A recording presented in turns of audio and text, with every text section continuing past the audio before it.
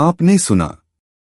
ऋत्विक को रात में एक भयानक सपना आया, जहां कुछ 10-12 अपरिचित चेहरे दिखे और किसी काले कपड़े वाले नकाबपोशों ने उनमें से एक को मारने की कोशिश की।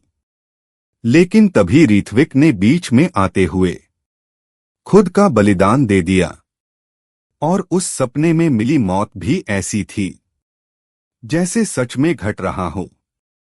दरअसल ये सिर्फ एक बार की बात नहीं थी, यही एक ही सपना ऋत्विक को 12 सालों से सताता रहा था। रोज उस सपने से डरकर ऋत्विक नींद से उठ जाता था। बचपन में जब भी ऋत्विक इस सपने से डरकर उठता, सावित्री उसके साथ मौजूद रहती थी तो वो आसानी से संभाल लेती थी। लेकिन जब से वो अलग कमरे में सोने लगा, उसने अपने आप को संभालना सीख लिया था। वो अब किसी को अपने सपने की वजह से परेशान नहीं करना चाहता था।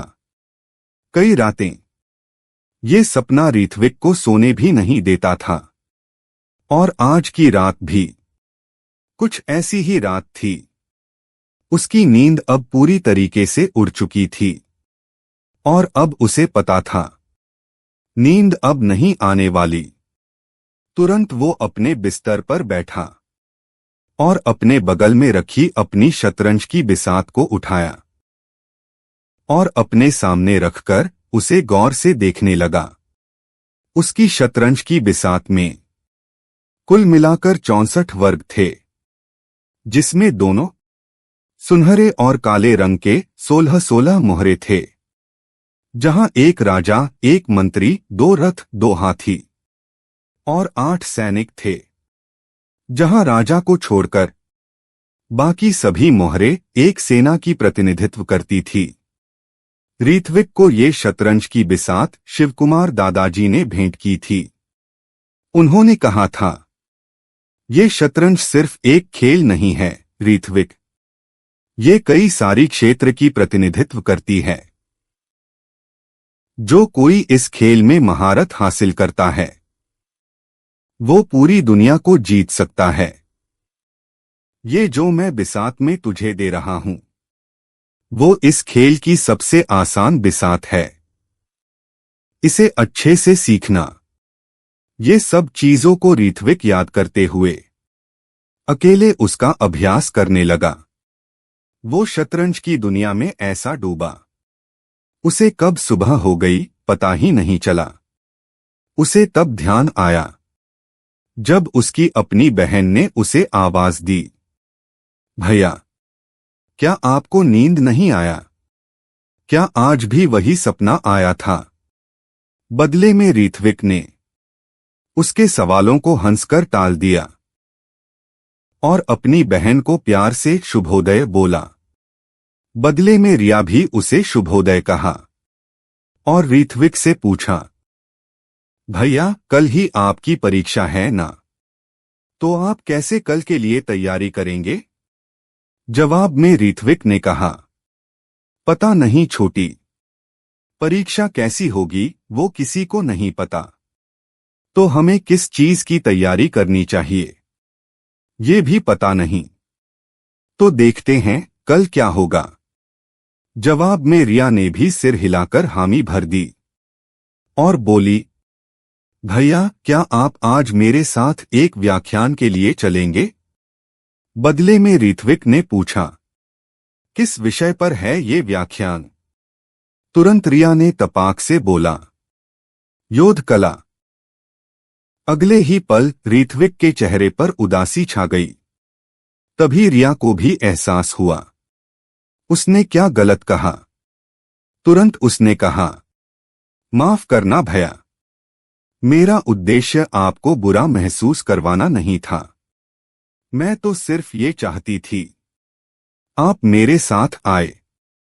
वैसे भी आपको बुरा महसूस करने की कोई जरूरत नहीं है। पिताजी ने कहा है ना, वो आपका इलाज करवा देंगे। तो अब तय हो गया, आप मेरे साथ चल रहे हैं। बोलकर वो ध्यान से ऋत्विक के मुख के भाव देख रही थी। ये सोचते हुए कहीं वो बुरा ना मान जाए। अगले ही पल ऋत्विक ने अपने भाव बदले और मुस्कुराते हुए बोला, हाँ बिल्कुल छोटी, मैं तुम्हारे साथ जरूर आऊंगा। हम दोनों साथ में सब सीखेंगे। तुरंत रिया खुश होकर वहां से दौड़ पड़ी और उसने सबको चिल्लाकर बोल दिया, भैया मेरे साथ व्याख्यान सुनने आ रहे हैं।